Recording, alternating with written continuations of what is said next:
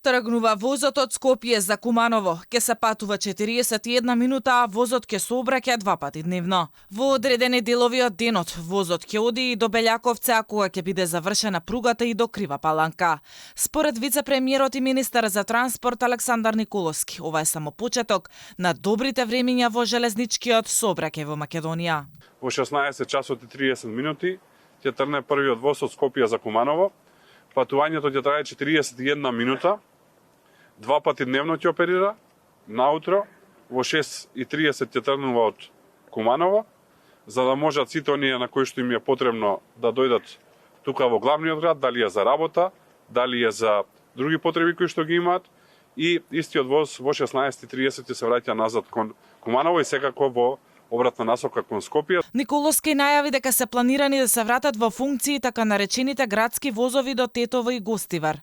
А амбиција е да се врати и железничката линија до Кичево. Наша заедничка амбиција е во следниот период да, јас ги нарекувам овие градски возови, затоа што се работи за дистанции кои што и не се така големи, да пуштиме градски возови и до Тетово и до Гостивар.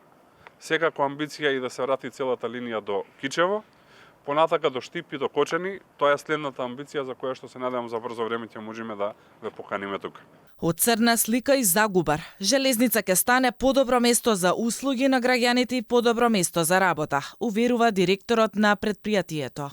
И во Европа, и регионално, ако гледате глобално, се префрле на зелен транспорт. Зелен транспорт е железница. Како од брзина на транспорт, така и од еколошки останати причини. И невозможно е да секаде железницата е профитабилна, зборам за товарниот, единствено се случи да у Македонија биде непрофитабилно изминативе 5 години, каде што ние имаме 220 км пруга Табановци-Гевгелија.